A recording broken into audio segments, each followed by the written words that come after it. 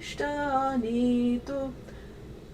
She brings them to Radhika, who takes with supreme pleasure. Shri Krishna prasada Radha bhunje hoye prito. Worship one who loves his devotees, Shri Gaura Hari. Bhaja Bhakata Vatsala Shri Gaura Hari. Lalita Dishaki Gana Bhasheshapaya. Lalita and all the Shakis then receive her remnants. Mone Mone Shuke Radha Krishna Guna Gaya. From their deepest joyous hearts they sing of Radha Krishna. Bhaja Govinda Govinda Gopala. Worship Govinda Govinda Gopala. That person whose sole delight is Shri Hari Leela. Hari Leela Akmatra Jahara Pramoda. Singing Bhogarati is Thakur Bhakti Vinoda. Bhogarati Gaishe Bhakti Vinoda. Worship one who loves his devotees, Shri Gaura Hari. Bhaja Bhakata Vatsala Shri Gaura Hari. Shri Gaura Hari is the boy who plays in pastures. Shri Gaura Hari Shohi Goshta Bihari. The same one who stole the hearts of Nanda and Jashoda. Nanda Jashomati Chitta Hari. But worship Govinda Govinda Gopala. Bhaja Govinda Govinda Gopala. Worship one who loves his devotees, Shri Gaura Hari. Bhaja Bhakata Vatsala Shri Gaura Hari. So this song was written in Bengali by Srila Bhaktivinoda Thakur, and this singable English translation was written by one of the disciples of Srila Prabhupada named Mangala Devi Dasi. So thank you for your attention, and Manchakalpatrubhascha Kripa Sindhupevacha Patitanam Pavanebhyo Vaishnavebhyo. My obeisances to all the devotees. Hare Krishna.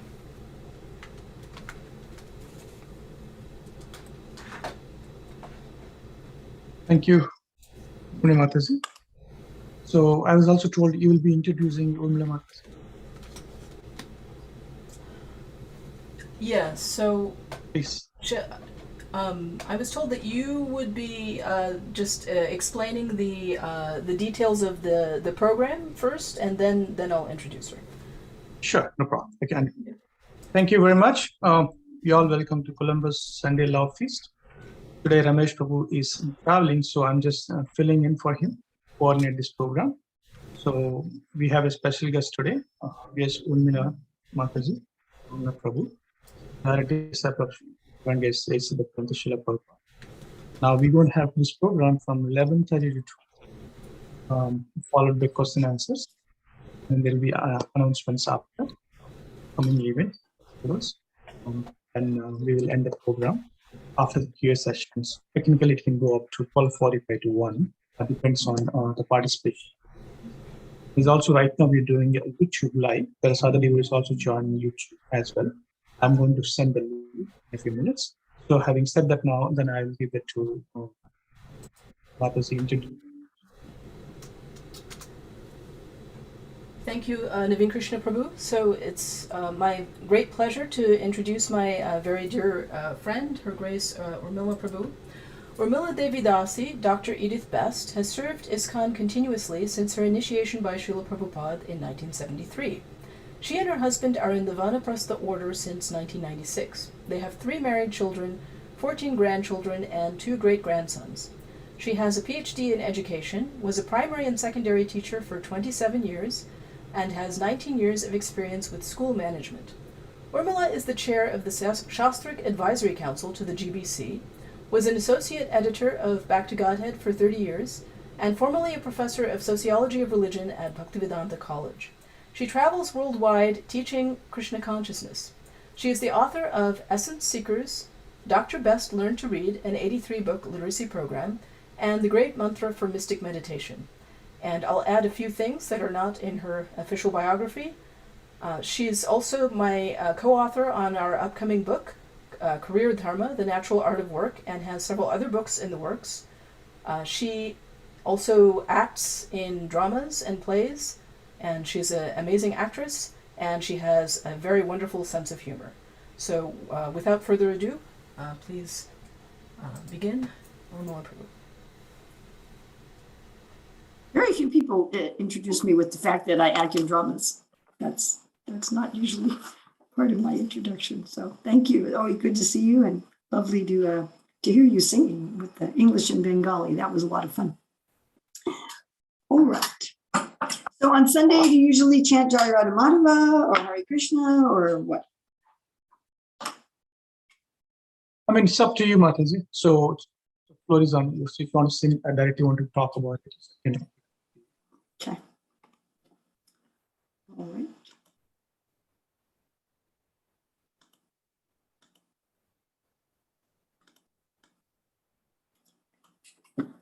Jaya Radha Madhava Kunja Bihari Jaya Radha Madhava Kunja Bihari Gopi Jana Balama Girivaradari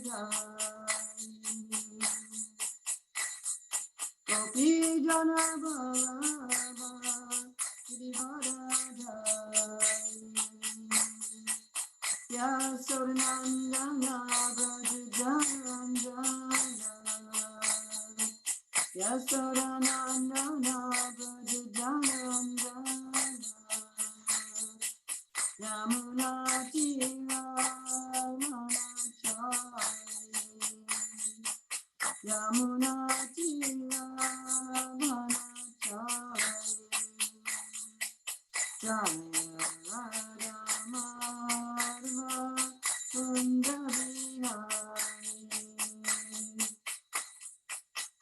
Jaya Radha Madhava Kunja Bihari Gopi Jana Balama Girivaradari Gopi Jana Balama Girivaradari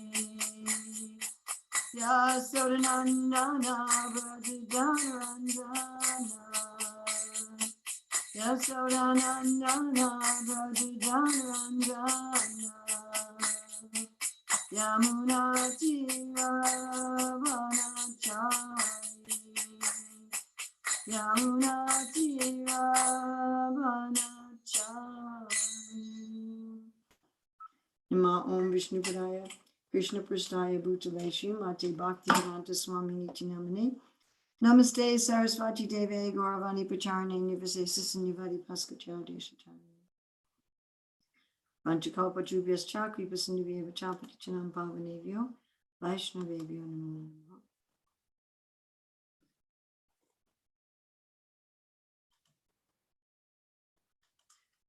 So it is the 19th of December, 2021 from Columbus, Ohio, and we're looking at Bhagavad Gita, chapter 3, Karma Yoga, text 13. This is a verse that Srila Prabhupada often quotes, and it's certainly a very key and important verse in the practice of Bhakti Yoga.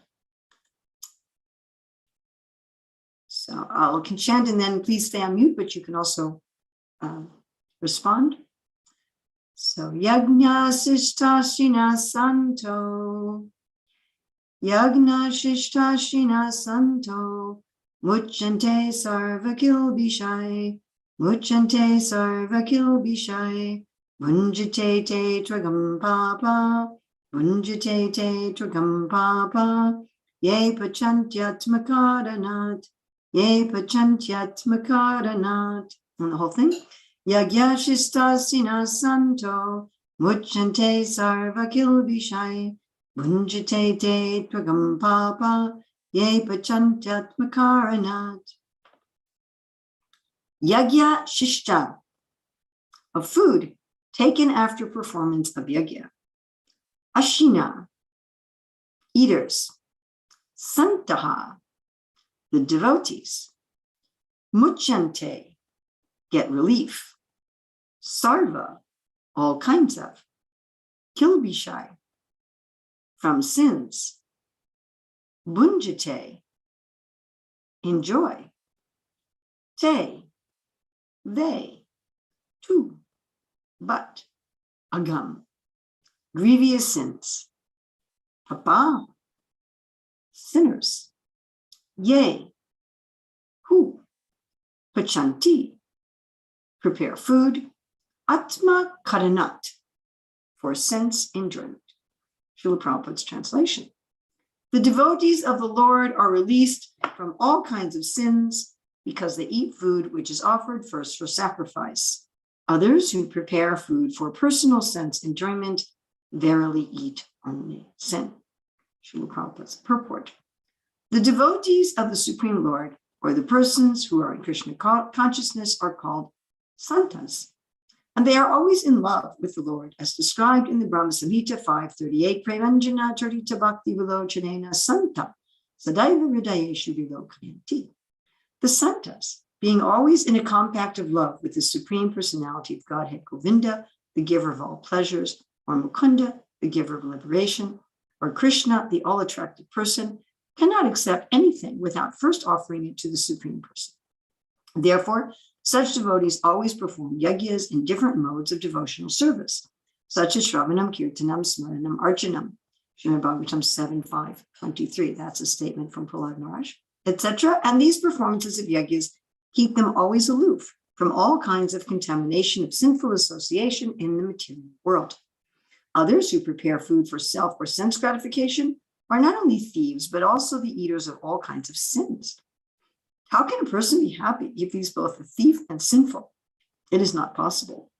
Therefore, in order for people to become happy in all respects, they must be taught to perform the easy process of Sankirtan Yagya in full Krishna consciousness. Otherwise, there can be no peace or happiness in the world. Yagya Shishtastina Santo, Muchante Sarvikil Bishai, Bunjate Te Tukam Papa Ye Prachantyat Makarana.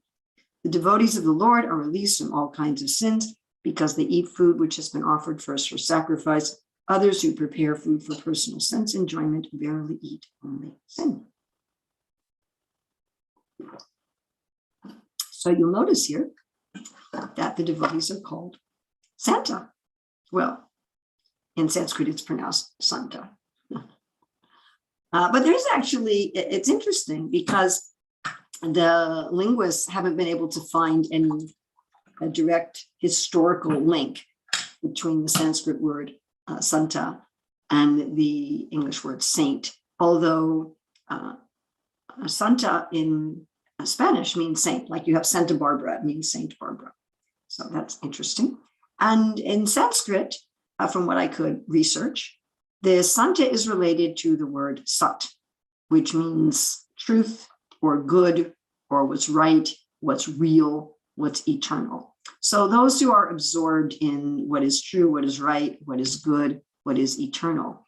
And I thought it also interesting, especially here in America, people are absorbed in Christmas. And Prabhupada's talking about peace and happiness in the world. So to engage in peace and happiness in the world by being a proper Santa, by being a proper Santa.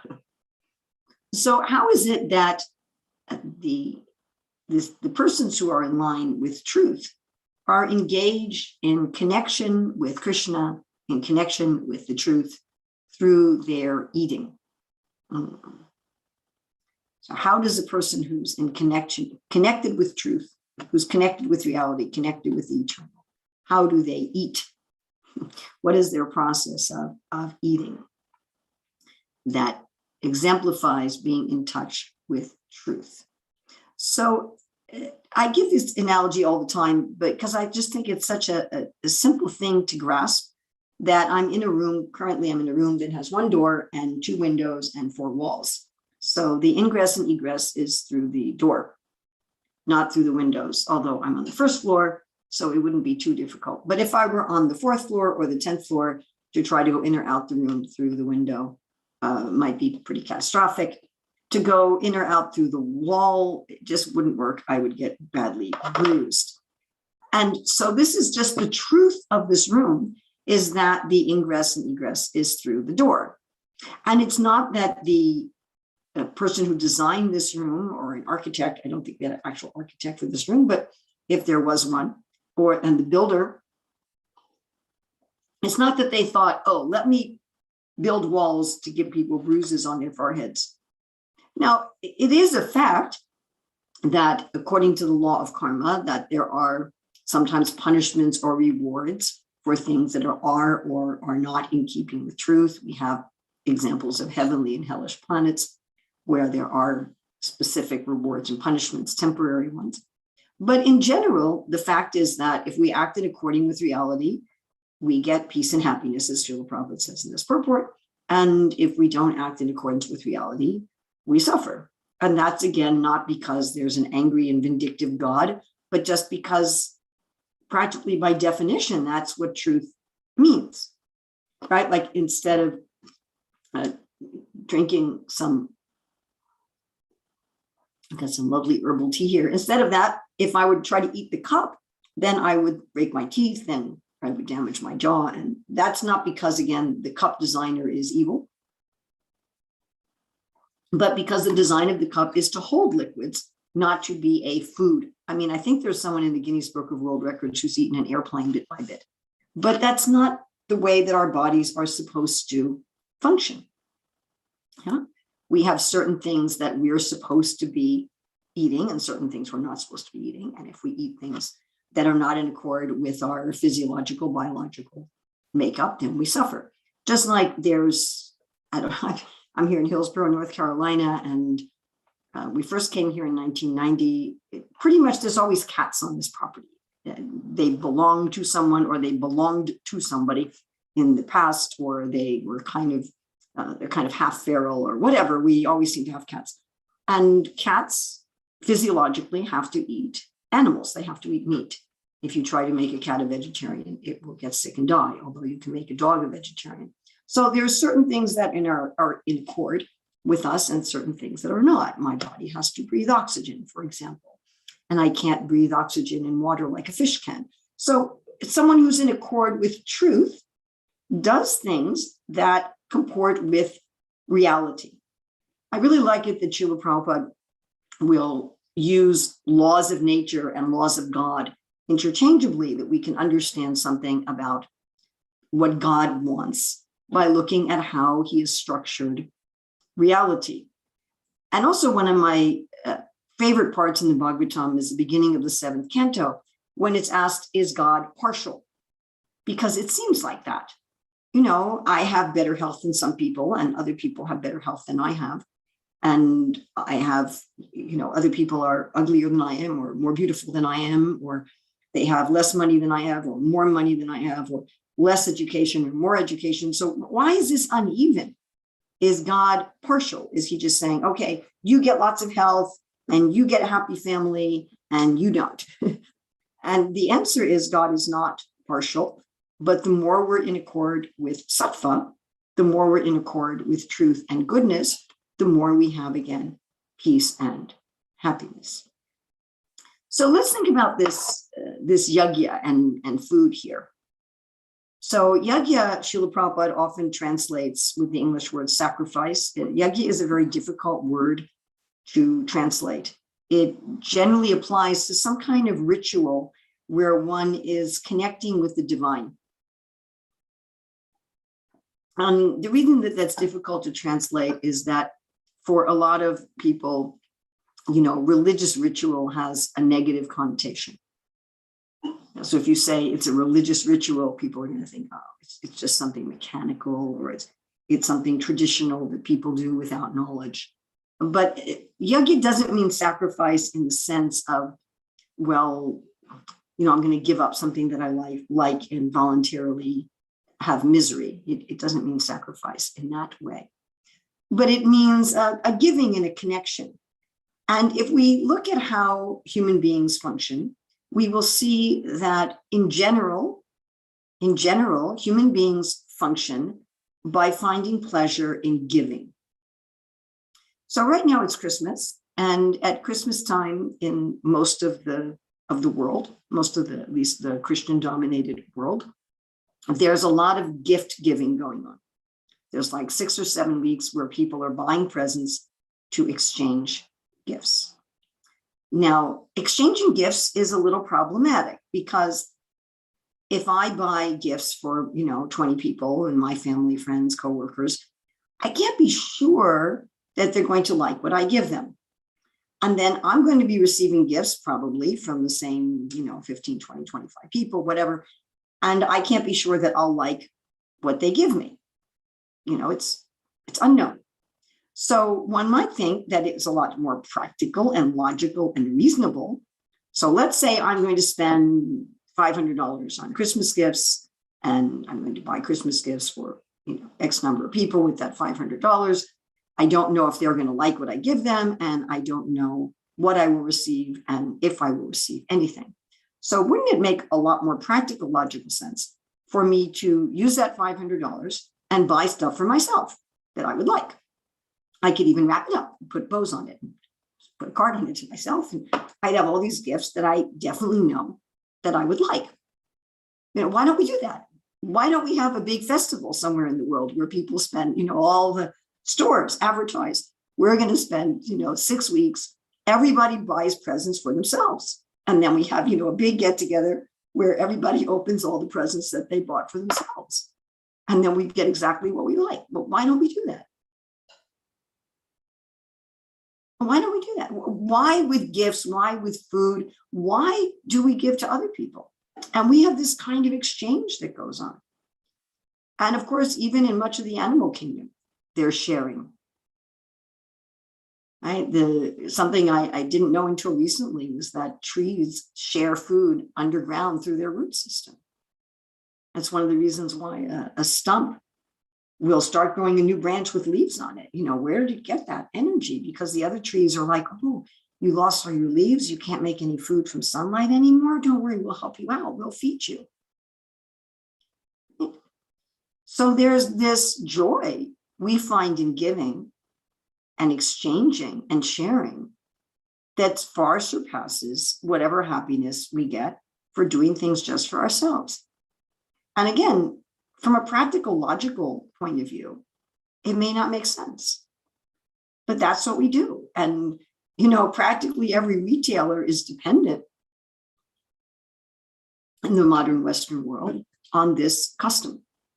And not only do we share gifts, of course, we share food.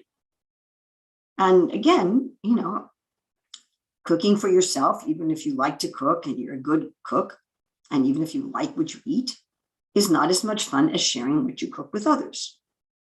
I mean, yesterday I cooked, and I usually eat with my granddaughter, but she was out of town. So yesterday I cooked something, and I know how to cook it, and I did measure some things. and I liked what I cooked, but I made too much. And so this morning I said to my daughter, I have some left over. Would you like some? And I felt happier sharing some of my food with her than I felt just sitting alone in my room and eating. So why is this? There's a natural happiness. The truth, the reality, goodness, is that the happiness of loving and giving is greater than the happiness of just taking care of myself. Here we have Atma Karma, just trying to please oneself. If we think about people who just try to please themselves, people who are selfish and greedy, I mean, the epitome of that person at Christmas time is Charles Dickens' Scrooge, who was just keeping all of his money for himself. He wasn't even properly compensating his employees at Christmas time, even though they were in need. And of course, he wasn't even properly taking care of himself. He was just hoarding his money and counting his money. There's a similar story in the 11th canto of the Bhagavatam of a Brahmana who wouldn't share his wealth, even with his family members. and wasn't even using his wealth to take nice care of himself very much. And this kind of person is thoroughly condemned. I mean, even by materialistic people, even people who don't have interest in spiritual life. The person who just, all they do is take care of themselves. They buy fancy cars and fancy clothes and fancy food, but they don't share with anyone. They don't share with family. They don't share with friends. Or sometimes you may see people who externally share. They appear to share, but their mood is selfish. Like, I'm giving something to you, but I'm giving something to you with the calculation that you'll give something back to me. I'm keeping score. And often in a relationship where one is keeping score, one is trying to get a bargain. Just like when we buy things, we're trying to get them on sale. I got this sale card in the mail, and I was immediately, let me see if there's anything I can buy from that store. And I was so disappointed that I couldn't get anything. Well, I'm like, I'm not going to be able to take advantage of the sale, and it's ending today. But I don't care about the retailer. I mean, I'd like them to stay in business because I like their store, but I don't, that's selfish. I want them to stay in business because I want to be able to buy things there. Quite honestly, I don't have love for the retailer. I'm not thinking, if I shop on Amazon, I'm not thinking, if I shop on Amazon, then Jeff Bezos can, fly to Mars, and I want to facilitate it. I really just don't care at all. In fact, I'd like it if he used the money for something else. So that kind of relationship is not loving. I'm apparently giving something. I'm giving something to the shop, and I want to get something in return.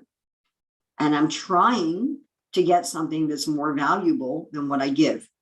I'm not interested. I'm interested in even giving or uneven in my favor. So that appears like giving, but it's not. Or I may not give anything at all. I may just take care of myself. And this kind of mentality, Krishna is really condemning of. In the 10th canto, chapter 32, when Krishna is explaining to the gopis the different kinds of relationships, he says that one who has just this exchange mentality, that I'm only going to give to you if I get something back. And, I'm trying to get back something more valuable than what I give. He says there's no prema, there's no love going on there. He says there's not even friendship. And he says there's no happiness and there's no dharma. Dharma means what the authentic essence of something. So it's not an authentic relationship. Again, if I'm just dealing with some big store and I'm polite to the cashier, and hopefully I'm polite to the people that work there and so forth. And even if I don't steal anything, it's not an authentic loving relationship. That's not what's going on. The store may have a big sign up, we live to serve our customers are number one, but that's not really true. They're serving the customers so they can make money. And I'm being polite to them so I can get what I want to get. So we have these two different kinds of relationship. One is where there's genuine giving, and I'm giving for the joy of giving. I'm giving for the joy of giving. I give, and then I let go of any attachment to the result. I give just to give. The feeling of happiness in giving. And then the other is where I'm atmakarna, I'm just thinking about myself. Even my apparent giving is calculated and selfish. Now, this mentality of whether or not we're giving, whether or not we take joy in giving, or whether or not we're selfish, is particularly evident in how we deal with our physical necessities of life, things like food and shelter. Why? Because obviously we have kind of a hardwired system for physical preservation of life. It's like there's living entities are pre-programmed to survive. And therefore you notice that we might be generally pleasant persons, but if we're hungry or thirsty or tired or ill, we may not be quite so pleasant. And such a phenomena exists even with Maharaj Pariksit, where when he was hungry, thirsty, and tired, he became unpleasant. And he was very rude and actually offensive to a great sage in his mood of being hungry, thirsty, and tired. So when our own physiological necessities are screaming at us, we tend to become very self-absorbed. Now, you could see that there's some good reason for that on a biological level. I mean, on a biological level, if I'm always thinking about others, even if I'm very hungry, tired, thirsty, or sick, then I may die, or or I may become incapacitated in some way. And so to become more self-absorbed in the presence of hunger, thirst, exhaustion, or illness may be good for self-preservation. However, we are more than the body. We are ultimately a soul. Actually, we do not die. And we do not actually die, we do not get sick, we do not get injured.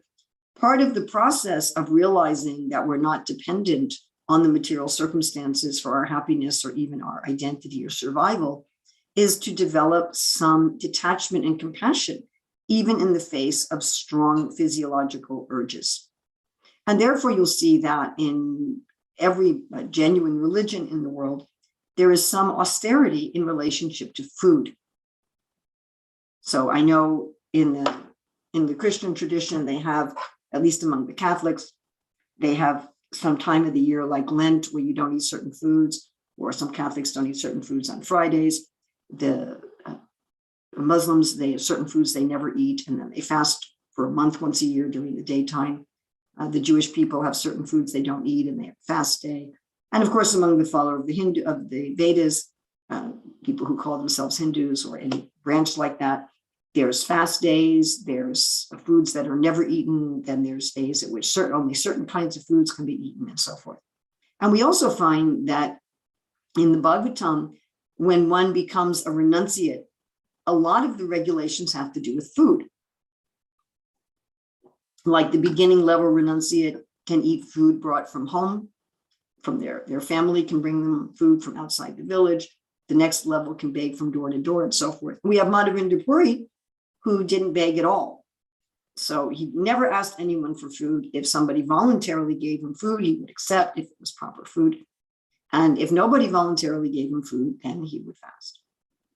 So this kind of renunciation having to do with food, or what kind of food you can get and where you can get it and how you can get it. In our Gaudiya Vaishnava tradition, we have the story of Raghunath Das Goswami, who became a renunciate. And his renunciation gradually increased, again, particularly in this area of food. So if we really want to have some measure of to what extent we are operating in terms of universal law, that giving is pleasure and giving with love is pleasure, we can particularly look at how we deal with food. Do we give food? Do we share food? Now, we've been talking so far about ordinary life and how we deal with other people or perhaps animals as well. Do we share food with animals? And again, in civilized societies, people are expected to share their food. They're expected to share their food at least with family members.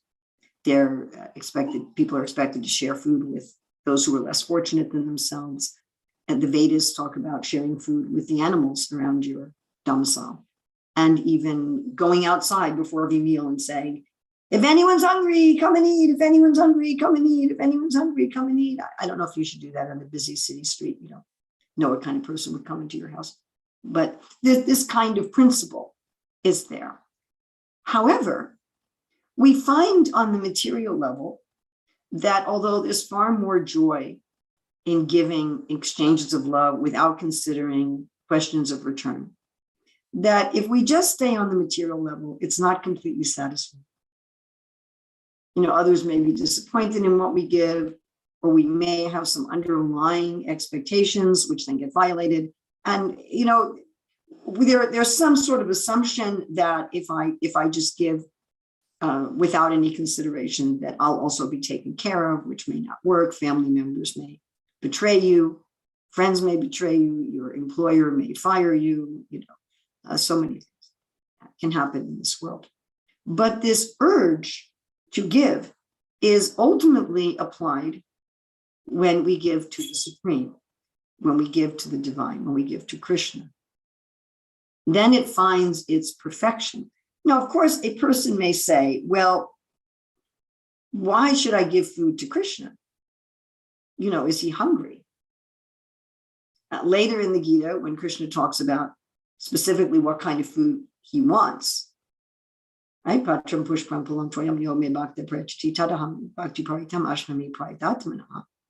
Srila Prabhupada comments that people who don't understand that God is a person, they read that verse and say, oh, Krishna is just an ordinary human being who gets hungry for leaves and flowers and fruit. They can't understand it. So we can say, how can God be hungry? He's the one who's producing all the food, or you could even say, by the expansion of his energy, he is all the food. What does this mean? But it's an exchange of love. It's an exchange of love. I mean, even in our ordinary life, we give back to people what they give to us.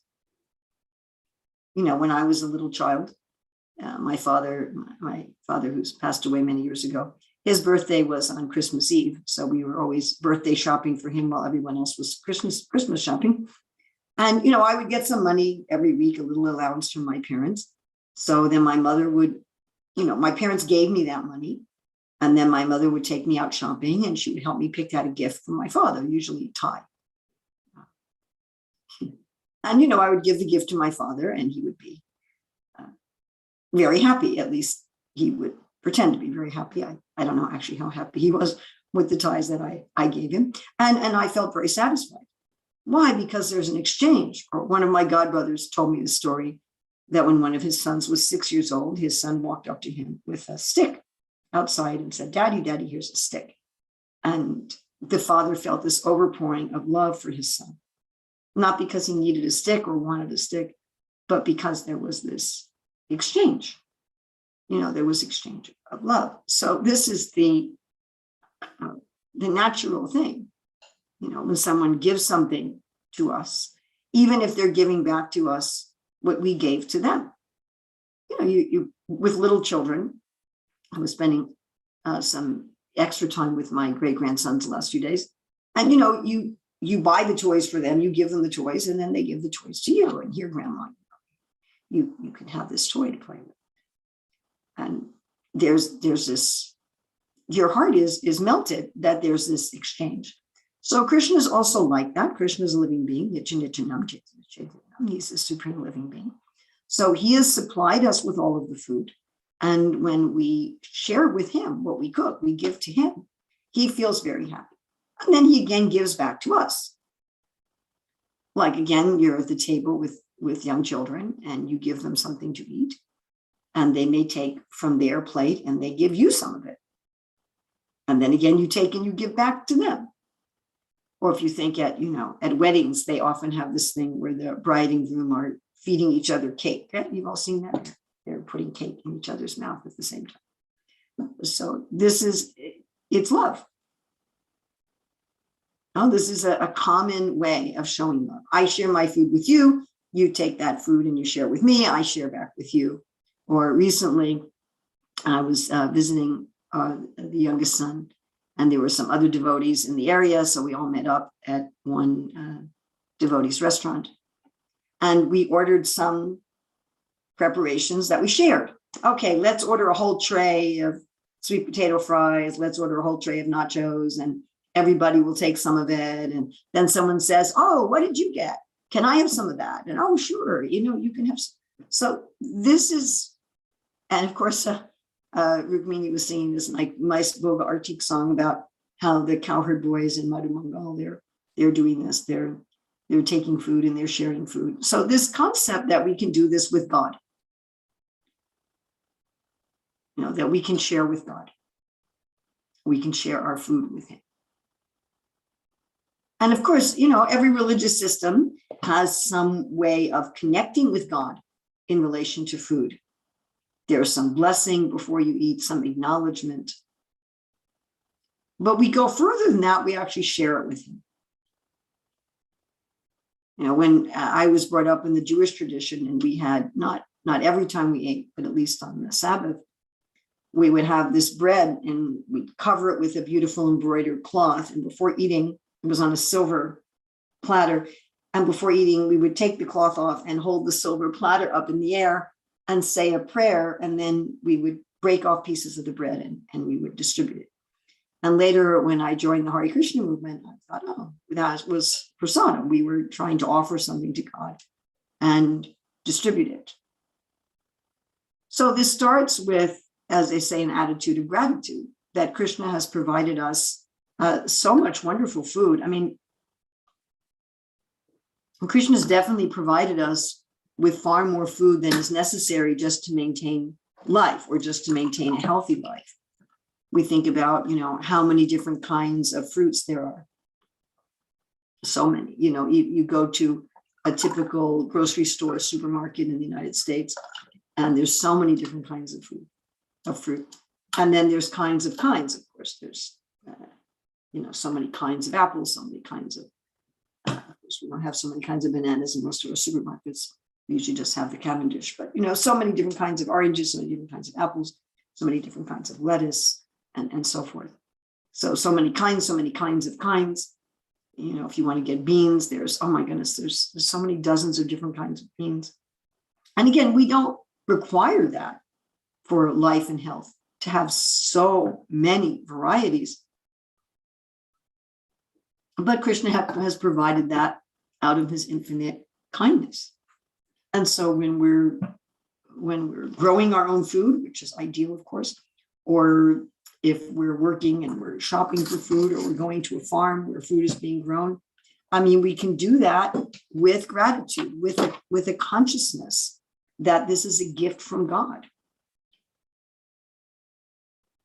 I mean, it's actually amazing. And not only is it a gift from God, but just the whole process of food is an amazing gift from God. If we think that all the food that anyone eats, even the non-vegetarians, everyone is eating food that is simply sunlight, water, and earth minerals. That's it. And then Krishna says he's the light of the moon that gives flavor to the different foods, and he's the fragrance of the earth, so that a carrot tastes different from a parsnip, and a potato tastes different from a turnip, which tastes different from a sweet potato, and then again, the varieties of potatoes. The white potato tastes different from a yellow potato. And all of that is done. I mean, what an incredible chemist. Our Garbha, the Bhakti Swarup Damodar Maharaj, used to say how God is a chemist. And what a chemist he is. He's taking sunlight, water, and dirt and turning it into sweet potatoes and carrots and tomatoes, and of so many varieties and so many variations of taste. Yes. Unbelievable. And then, of course, he's the fire of digestion. Krishna says he joins with the air of life, incoming and outgoing, to digest our food. So digestion, of course, means moving the food from the mouth to the esophagus. And then there's a little valve there, and then into the stomach. And then there's another valve into the small intestine, into the large intestine, and in the small intestine, then it's going out in the bloodstream. And he's the air of life, moving the food around. So, I eat an apple, and then the apple turns into fingernails. Pretty good trick.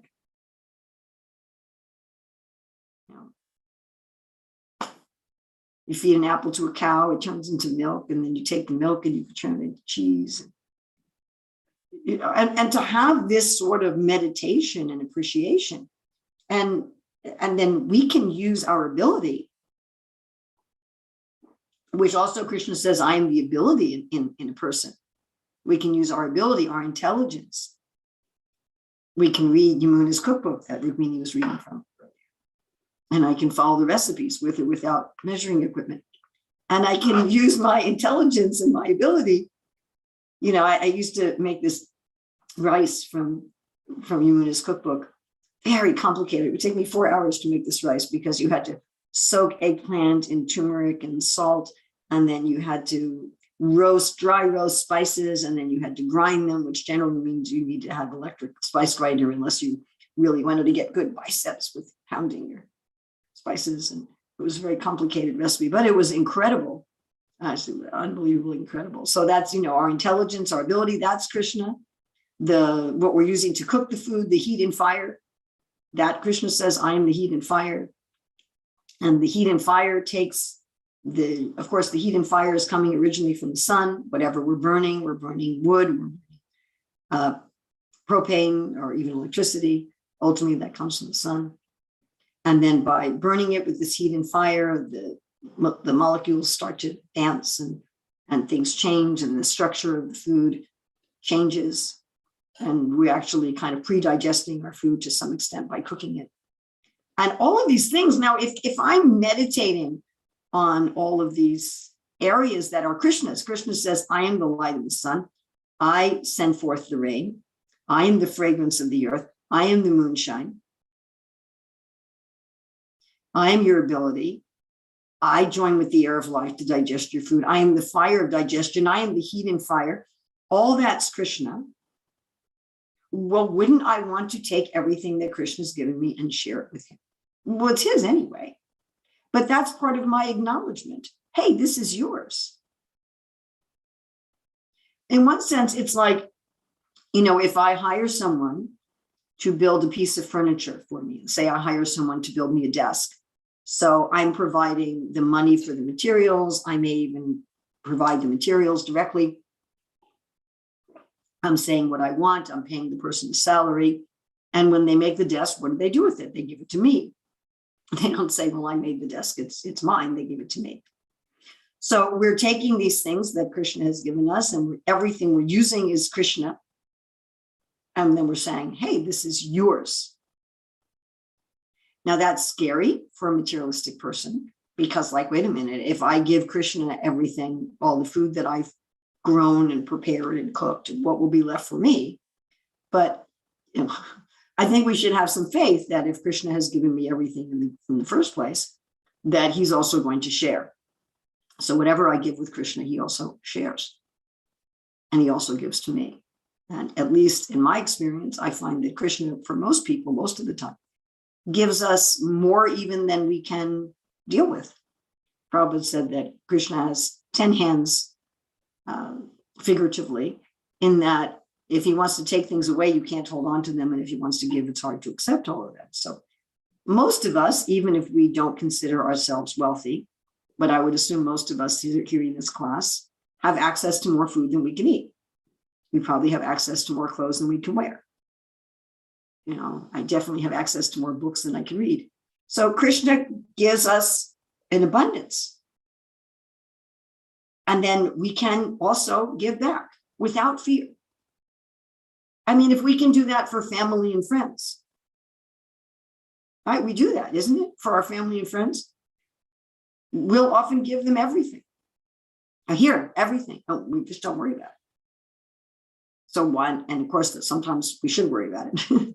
But with Krishna, we don't need to. If I give everything to him, he's already giving everything to me. Now, there's also this incredible process that takes place when I have this ceremony of connection, this yajna of giving Krishna all of my food. And that is that Krishna eats it.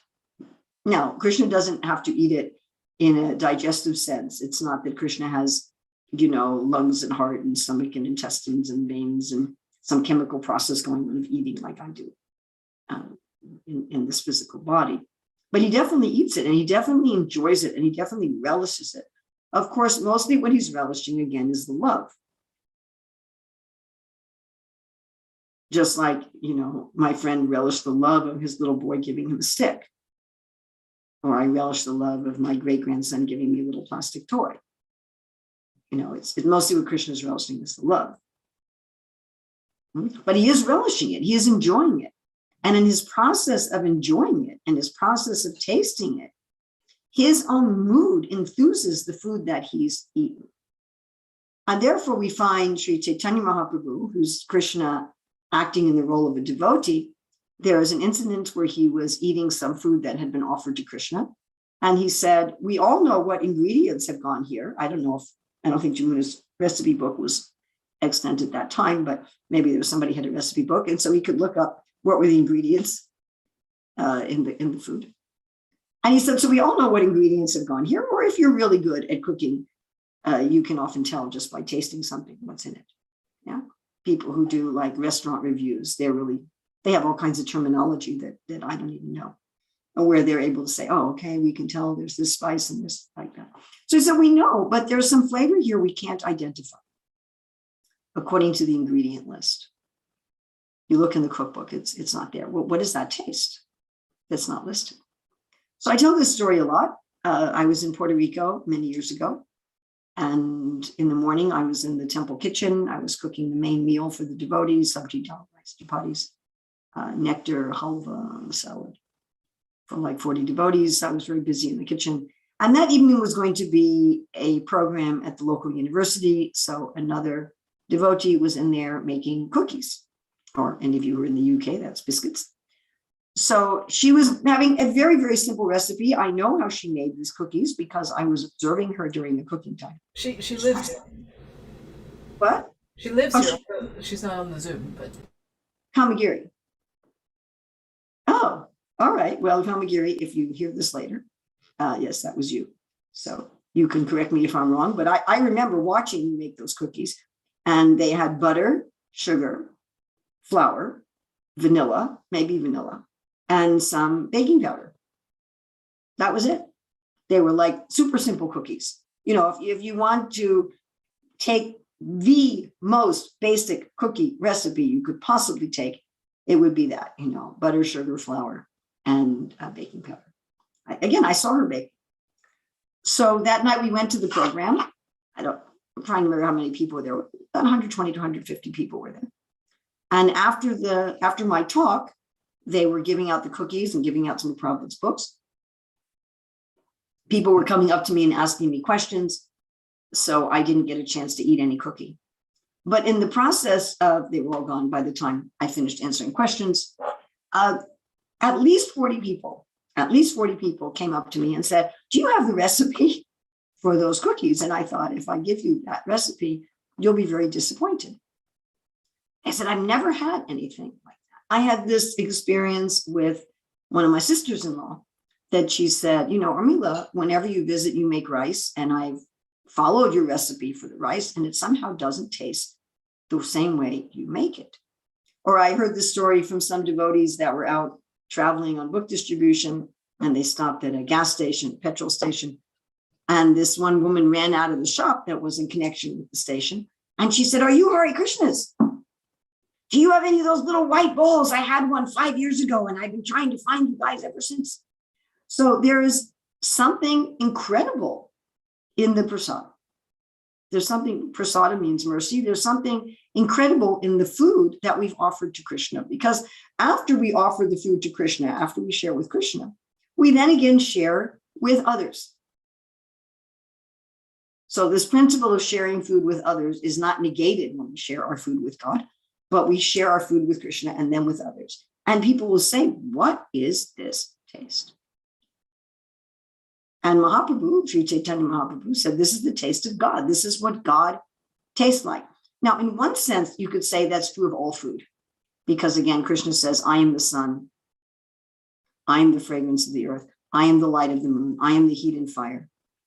So in one sense, anything you eat, even if you don't offer to Krishna, you're tasting something of what God tastes like. But when we offer our food directly to Krishna, it's very personal. What does Bhagavan, Krishna, what is the supreme personality? Prabhupada used this word, this term. What is the supreme personality of Godhead? What does he taste like? And what happens when we eat food which has been offered to God, which we call again his mercy or his prasadam, is that incredible flavor awakens within us an understanding that real happiness is giving. Real happiness is not atmakarna. Real happiness is not just thinking about myself to the detriment of others. But real happiness is in love and giving and sharing on the ultimate level with the divine. That's the mood that awakens in us. And therefore, even someone who doesn't know that the food has been offered to God, even someone who's not on any kind of spiritual path, even someone who's not even interested in anything spiritual, when they eat food that's been offered to Krishna, they have some extraordinary experience and extraordinary purification. Now, those of us who have this regular habit, Prabhupada says in another purport in the Bhagavad Gita, that those who are habituated to this practice are called devotees of the Lord. Again, we go back to this Santa.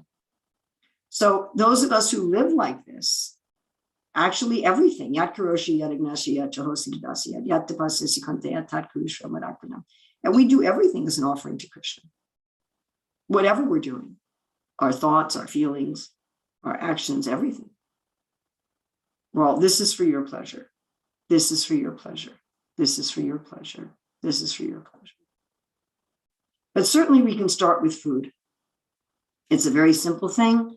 Doesn't require, you can just have a shelf or a part of a shelf. You put up a picture of Krishna and you offer vegetarian food, no meat, fish, and eggs. We also don't use onions or garlic. And as Rukmini said earlier, we don't taste the food before cooking, before offering it. We don't taste it while we're cooking. And then we can just have a little special plate that's Krishna's plate and put it before him. And you can just say, Krishna, please accept this food, or chant the Hare Krishna mantra. And if you want to go further than that, there's Sanskrit mantras you can learn and processes and so forth for worship. You can take it up to a very sophisticated level in terms of the process for offering food and have leaves from the Tulsi plant and so forth. But the concept of just, here's God and I'm going to offer my food to God. And to do it with love, not mechanically, not as a ritual. And then Prabhupada relates the doing of this to so many other kinds of ceremonies of connection, hearing about Krishna, chanting about Krishna, and of course, remembering Krishna, that these are all different kinds of yagyas, all different ways of connection. And of course, we Hare Krishna devotees are famous for chanting about Krishna and giving people food offered to Krishna. This is what we're known for. So when we met Srila Prabhupada in 1974, my father asked Srila Prabhupada, he said, I noticed that you're very eager to give people your food, even people who don't know anything about your philosophy.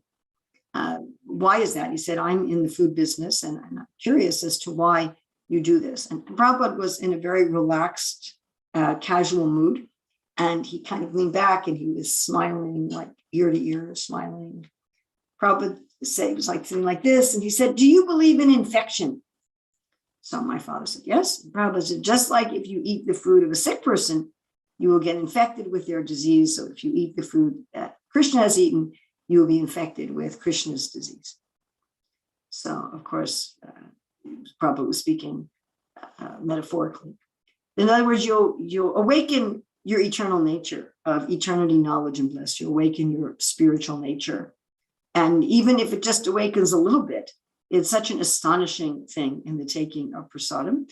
And Prabhupada said, if we become santas like this, if we live our life in accord with the truth, with reality, with goodness, that the real happiness in life is loving and giving. And then he said, there will be peace and happiness in the world. So I'm not sure exactly how much time you have for questions or how you work that on Zoom. If there's any questions or discussions. Thank you, Urmila Prabhu. Thank you very much. So devotees, now either you can type your questions in the chat or you can ask yourself, unmuting yourself.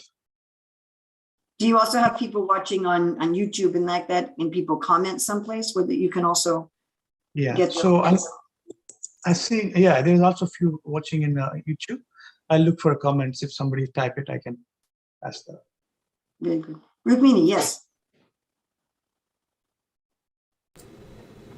Yes, thank you for that wonderful class. And something you said, there seems to be some kind of echo. Is it okay? You can hear me properly? Yes, yes. Okay. It's a little staticky in the background, but we can hear you. Okay. So, yes, thank you for that class. And something you said earlier when you were talking about the different kinds of relationship, the relationship of give and take where one is keeping score versus the relationship of authentic love. That reminded me, in connection with this whole thing of food, that the the whole development of economics was originally about meeting people's biophysical needs. And it was originally about, people have a need to eat food every day. How will that happen, that everyone will get the food that they need every day, especially when there's winter, so there's a long period when you can't grow any food. And in the 19th century, people developed, intellectuals developed a kind of economics, and they developed a whole economic way of thinking in order to deal with this, where it is actually based on one's selfish desire, or each person for themselves. And it's almost literally, Krishna says in the 16th chapter, Kim anyat kama hoitukam. So kama, there's nothing else, but you could translate kama as selfish desire, basically. There's nothing other than selfish desire.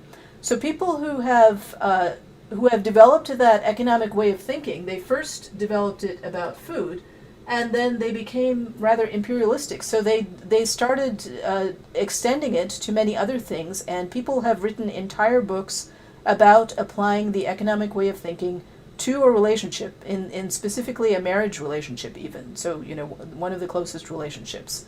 And they analyze that in terms of, so they don't recognize, it's fortunately still unusual, but they say that this principle of giving selflessly, they say that it's not actually in practice, and that each person is actually trying to seek a bargain in their relationship and trying to get more than they give. And they say so whenever one is doing that, then there's techniques for negotiation, there's techniques for bargaining, and so then they say, oh, you can apply all these principles to your relationship. So what is friendship? What is love? What are loving relationships? It's actually, so it hasn't. Fortunately, it hasn't spread to society in general, but it is, it is a way of thought that exists in the world, and that people write books. So I thought that was interesting. Yeah, thank you for that. There's definitely schools of thought that all we can ever be is transactional. The gopis give 3 categories. They give a category of transactional, loving, and ungrateful. Krishna expands that into 9 categories. And Krishna, the most categories are in the ungrateful one, where Krishna has a big expansion of different kinds of ungrateful and different kinds of basically karma, different kinds of self, really gross selfishness that people give to you and you don't even give back. But he does have 2 categories of selfless giving. One is the pure devotee, and one is family, particularly parents. And he calls this the beautiful middle category. Figuratively, it's compared to the beautiful waists of the gopis, this middle category of love. So God himself does say that there is such a thing as real love. Now, on the spiritual platform, real love is there because the person realizes that I already have everything that I need. And therefore, there's no reason to be transactional. There's no reason to keep score. There's no reason to have a merchant mentality, because I'm in touch with the Supreme, who's unlimited. Om Purnamada Purnamidam Purna Purnadujachate Purnasya Purnam Adaya Purnam Eva Vasishate. If you have infinity minus infinity, you still have infinity. And so therefore, being in touch with the infinite, what is my need? Why do I have to be calculating? And Krishna says, Yoga Kshema Vahamyahama, I'm taking care of you. So near Yoga Kshema Atmavan. This is also interesting. Don't worry about gain and safety. Be established in the real Atma, not Atma Par, not here as materially selfish, but be established in the real self. So he talks about those kind of devotees, and that can't be falsely imitated, because a person who actually has a transactional mentality, if they try to imitate being a saintly person, eventually they'll explode. That's what I see. That secretly they're keeping score. So they're pretending not to keep score. They're pretending not to keep score. They're pretending not to keep score. And then when the other person or persons don't reciprocate the way that they want, then they have kind of like an earthquake, the tensions building up on the fault line, and eventually, the buildings fall into a crack in the highway. But then Krishna does give the example that even among materialistic people, there is a good semblance of this within a family, and especially parents. So it's well known that, there are bad parents, and there are abusive parents, and there are selfish parents, and there are irresponsible parents. And as Kali Yuga progresses, there seem to be more and more and more of such parents. But in general, good parents will sacrifice for their children without thinking transactionally. It was interesting to me the other day. My granddaughter took her husband on a trip for his birthday. So they went out of town for a few days. And my daughter and I were watching their two young children. So as they were leaving, my grandson-in-law says to me, "Do you have a TSA compliant lock for my check-in baggage?" So I said, "Yeah." And I said, "I'll lend it to you." So I went back to my place. I got the lock, and he looked at it. He said, "It won't work. The shank is too small for the suitcase." So meanwhile, it's getting time for them to go to the airport. So I look up for them where they could purchase a TSA compliant lock on their way to the airport. And I started thinking, I wonder if they're going to have time to pick one up and still make their flight. And I said, well, I can drive over to Walmart and get one and drive back. It's about a 15-minute drive each way. And my granddaughter, I just said it without even thinking about it. And my granddaughter looked at me and she said, "You'd be willing to do that?" And when she said that, I thought, I guess I actually offered something rather extraordinary. I didn't end up having to do that. They had enough time. They were able to pick up something themselves on their way. But that tendency to just offer something to children, or in this case, to grandchildren, it's so much a part of us that it wasn't something that I thought about at all. It's I'll get that. I can go and get that for you. And again, she was like, "Really? You would do that?" I'm like, "Yeah." I thought, actually, that's a lot less than what I'll be doing to take care of your kids while you're. So it's like that among family. Again, there are abusive parents and there are dysfunctional families, and that seems to be increasing in the world. And there are people who calculate keeping score even in families and so forth. But we get some idea of that within a family, some concept of that. And human society has that as an ideal. One logical, reasonable argument one can make against the people who say, well, just cynically, where we're all just transactional and there's no real love, is that, well, why do we even have that as an ideal? Where does that come from?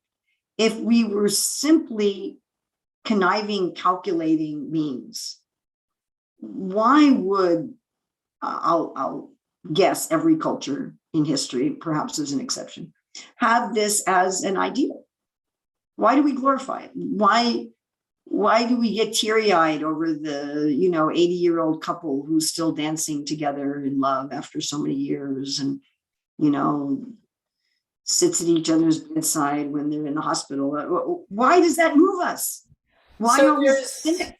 There's unfortunately this philosophy called objectivism, which said that this idea has come about from people who are weak in order to take advantage of people who are strong. They try. It's their calculation in order to exploit the strong and hold them down. All right. Well, I have a question about why something is so universal. We're looking then at, and I'm not sure how much this will interest all of our audience, but we're looking then at theories of sociology.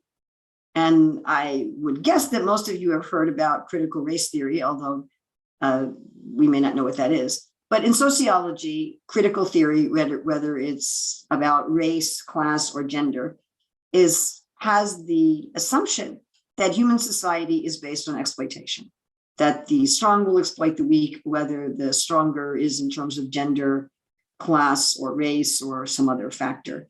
And all of human society and all of human interaction is interpreted through that lens. Of course, the communist concept is like this, that they have a critical class theory. It's also called conflict theory. So critical theory or conflict theory. I don't know why people are up in arms about it being taught in elementary school, because it's not usually taught until a graduate level. And it's taught as one way of looking at the world, not as the way of looking at the world. And then there's also what we call functionalism, which is that society is designed for cooperation, that society is designed for people to be cooperative and have give and take. So it is true that that's a particular worldview, that it's, just a dog eat dog, and all of us are simply out to exploit everyone else. But there's a lot of strong evidence for cooperation in nature as well as competition. It's true one living entity is food for another, but there's also a lot of cooperation in nature. Certainly among members of the same species, cooperation is there. Cooperation without calculation is there, even among animal species, even among trees. Sometimes cooperation for the sake of the whole with great sacrifice, like bees that die for the benefit of the hive. But another piece of evidence is, like Prabhupada says, your peace and happiness.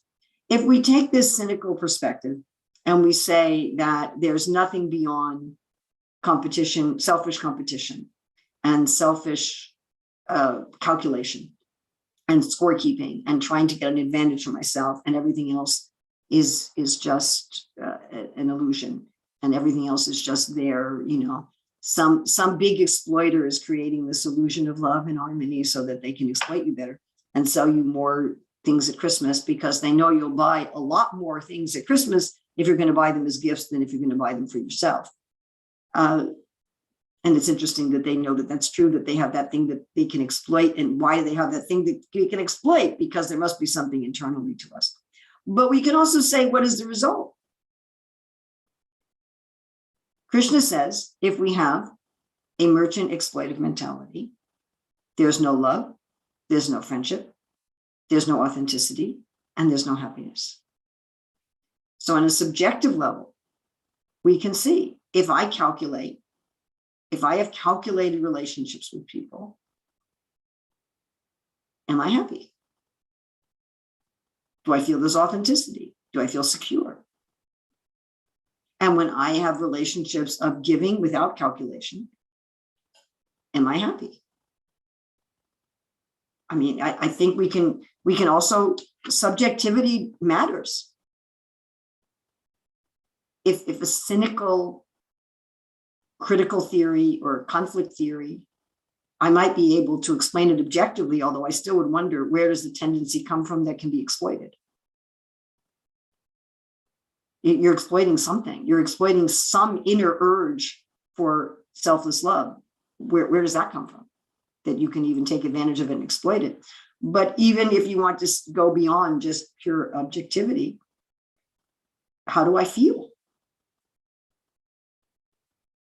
And I can tell you frankly that whenever I'm in a mood of keeping score in transactions, I'm not happy.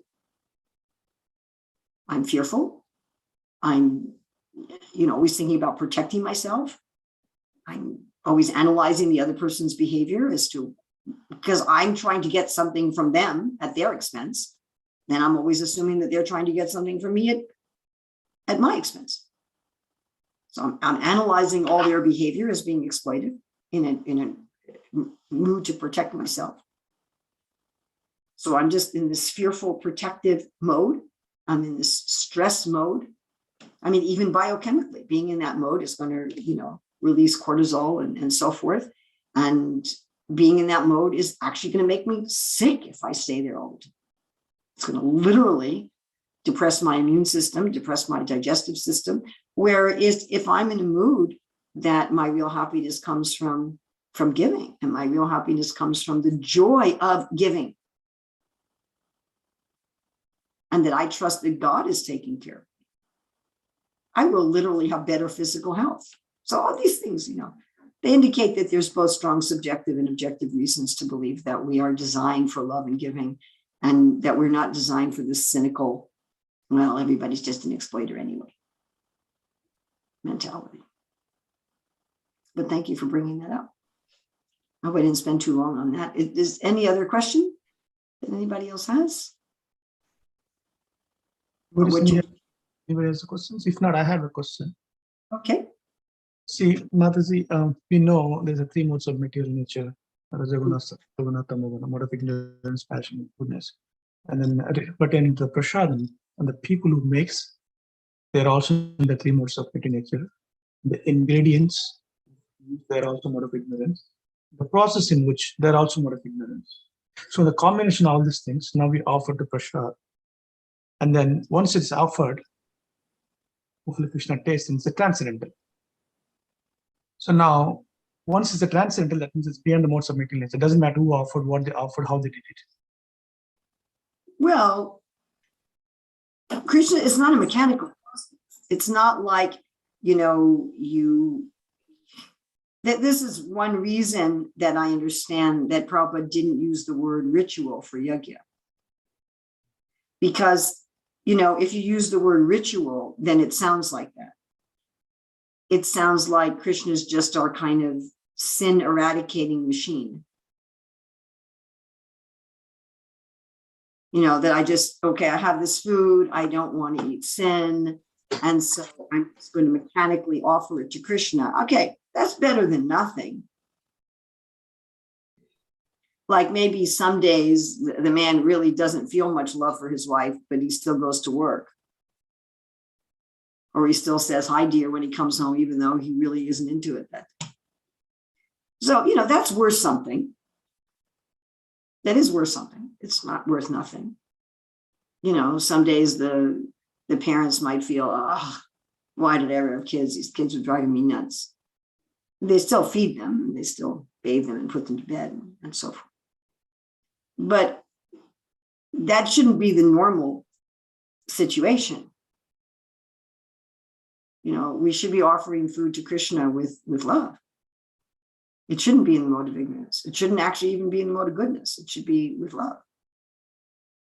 And it's not that hard. Just a few moments of meditation that this food is sunlight, water, and dirt. Wow, look at that. Here's rice, and here's beans, and here's carrots, and here's basil. It's just sunlight, water, and dirt, which are all Krishna. It's all Krishna. Wow, and Krishna's the heat of fire. How can you not have some affection and gratitude if you meditate like that? How long did that take me? 5 seconds? It's not like you have to go, into some deep meditative trance and do some long ritual that takes you hours and hours and hours. And it's all have to be very careful that you have to do everything just right. You can do that. That's also there if you want to. But it can be very simple. It can be just as simple as, you give a child something to eat, and the child takes it and takes the cookie and gives you a piece of it. Thank you. So that was my second part of the question, where, of course, Woody explained very nicely. So it's not what everything is offered to Krishna as prasada, or Krishna accepts. Well, I don't like going down that road. That's a tricky road to go down. So I think that our practical assumption in the Hare Krishna movement is that anyone who's followed the mechanical procedure has offered to Krishna and his prasadam. But as far as our own practice, we should really offer with love.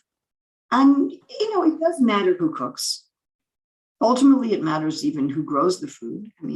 Vishnu Chakravarti Thakur talks about food in the mode of goodness, that's grown purely, it's harvested purely, it's transported purely.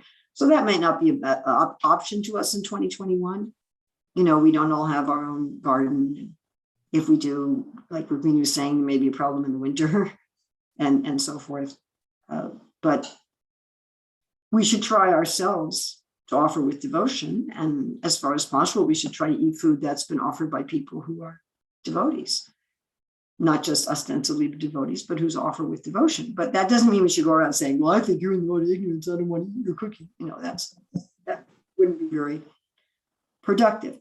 I did spend some time many years ago in a temple where, anyway, you brought it up, so you're going to be responsible. So I did spend some time many years ago in a temple where the cook had one of the cooks had a predilection towards physical violence.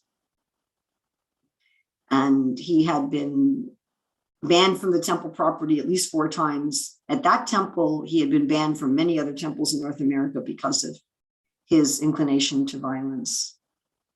And why the temple authorities let him cook for the deities is still something that I do not understand on any level. He was also not particularly clean.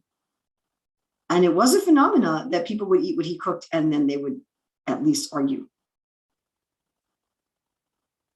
There was, that definitely happened. That when you ate his cooking, that it would affect your subtle being in a negative way. So Lord Kapila Dev does say that bhakti can be performed in the modes of nature, that a person can perform bhakti in the mode of ignorance or in the mode of passion or in the mode of goodness. And ideally, the people that we have cook for the deities in the temple should be persons who are doing their best to actually have love and devotion and not just working mechanically. But ultimately, the people we should be responsible for is ourselves. And how am I cooking? How am I preparing? What is my mood in cooking? And not just I'm offering food, as a mechanical ritual. Thank you. Is that all right? Yeah. Thank you very much. Because you addressed my question. Thank you. Yeah, and we the other way too. I've eaten food that was obviously cooked with a lot of devotion, and that was very apparent in the person. I mean, even materially, that's apparent. If you go to your mother's house and we're cooking something for you with love. Yeah. And there's a different taste than you eat, something from a shop where all the person cared about was making money. So experience that even materially. Okay, we have, it says USA, Columbus, Ujjwala, but I don't see the rest of it. Hare Krishna. Hare Krishna. Sorry, this is a one Zoom with Hare Krishna. This is a one Zoom with everybody there for, because just now we have home visit, so we have to tell from which zone we are in. Was there? Mataji, please accept my humble obeisances. We didn't change that, Mata, sorry. Therefore, you have to read all this. It's fine. I see now your full name when I spotlight you. I see Ujjwala Nitai Diptiman. Yeah, my son. Safka. That's a long name. Okay. So, Mata, my question is that thank you. You're talking about the prasad distribution. So, Mata, whenever anybody come to our house, even the worker or anybody, we always try to make sure he gets some prasad, anything, So some take so nicely, and sometimes somebody gets shocked. As soon as, if we first time he come, then when he going, we are asking that would you like some food or water, and then try to give. So I don't know what to tell them, but sometimes I tell this is our culture. If anybody come home, we make sure he gets, he nice. So how to tell them? Sometimes they don't. Some people don't understand that. You're never going to please everybody. Just accept you're never going to please everybody. But I also do that, and I say, we always offer people some food. It may help to have something to offer that looks just store-bought or normal to them. So I have a supply of dried fruits that I offer to the Lord. So that's, just dried apricots and dried pineapples and things like that. Whereas if I had cooked or prepared things, some people would be hesitant to eat something that's cooked. They may not know what the ingredients are, or they may not know your cleanliness standards, or they may just have some hesitancy to take cooked food from a stranger. But if it's something, like Srila Prabhupada in the early days gave out apples, for example. So that kind of thing, people are much more likely, in my experience, to take. Okay. And Mata, my kids, they like so much, not only my kids, we all like my family, prasad distribution, book distribution, these two things we like so much. So Mataji, please bless us so that we can do proper mood, to please Guru, Krishna, devotee. That is the main thing. All blessings, but may you have proper mood. But only I also want to have proper mood. So then I have to ask for blessings also. Please come to our house when you come to Columbus. One time you came, and after this COVID-19, everything gets stuck. I haven't been going anywhere except over the internet. So, but thank you very much for having me here. Thank you very much. I really appreciate your inviting me. I actually need to go now because I need to go to a program where it's a housewarming and the devotees want to distribute prasadam. So Thank you very much. thank you very much. Hare Krishna.